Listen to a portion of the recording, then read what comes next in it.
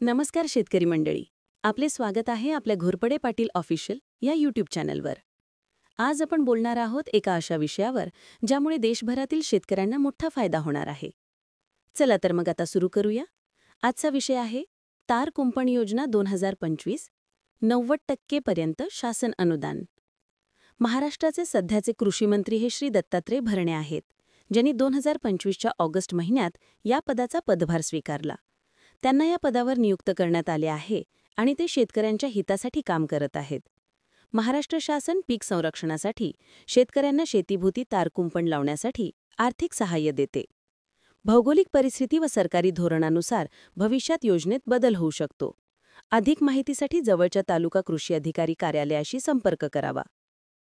उद्दिष्ट: शेतकऱ्यांच्या शेतातील पिकांचे संरक्षण करणे, हरिण, जंगली जनावरे, डुक्कर, नीलगाय व इतर प्राण्यांपासून नुकसान टाळणे, तसेच शेतजमिनीला कुंपण बांधण्यासाठी आर्थिक सहाय्य देणे.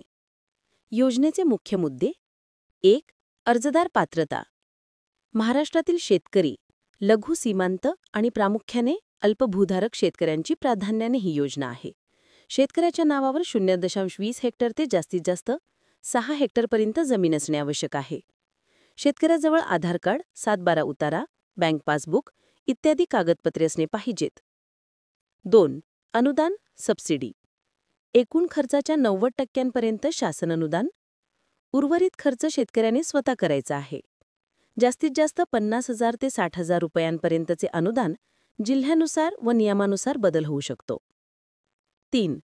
कामाचा प्रकार. शेताभोवती लोखंडी अँगल आणि बार्ब वायर म्हणजे बार्ब्ड वायर लावून कुंपण बांधणी. सरकारकडून मानक आराखडा म्हणजे स्टँडर्ड डिझाईन दिलेला आहे, त्यानुसारच कुंपणाचे बांधकाम करणे आवश्यक आहे. 4. प्रक्रिया. अर्जदारांनी ऑनलाईन अर्ज आधार महाऑनलाईन पोर्टलवर करायचा आहे. अर्ज करताना 7/12 उतारा, आधार कार्ड, बँक खाते, मोबाईल नंबर अपलोड करायचे आहेत. मंजुरीनंतर शेतकऱ्याने स्वतः तार कुंपणाचे काम करून घेऊन पावती आणि छायाचित्रे दाखल करावीत. पडताळणीनंतर अनुदान थेट शेतकऱ्याच्या बँक खात्यात जमा होईल. आवश्यक कागदपत्रे: आधार कार्ड, 7/12 उतारा व फेरफार उतारा, बँक पासबुक, निवासी दाखला किंवा शेतकऱ्याचा शपथपत्र, अर्जदाराचा मोबाईल नंबर, फोटो, कुंपण बांधकामाचे आधी आणि नंतरचे. फायदे: पिकांचे जंगली प्राण्यांपासून संरक्षण, शेतमालाचे नुकसान कमी होणे, उत्पादन व उत्पन्न वाढ, शेताची सुरक्षितता वाढते. ही योजना कृषी विभाग, महाराष्ट्र शासन यांच्यामार्फत राबवली जाते. अर्ज करण्यासाठी जवळच्या तालुका कृषी अधिकारी कार्यालयाशी किंवा www.mahadbtmahait.in या संकेतस्थळावर संपर्क साधावा. आपणाला ही माहिती कशी वाटली ते नक्की कमेंटमध्ये सांगा.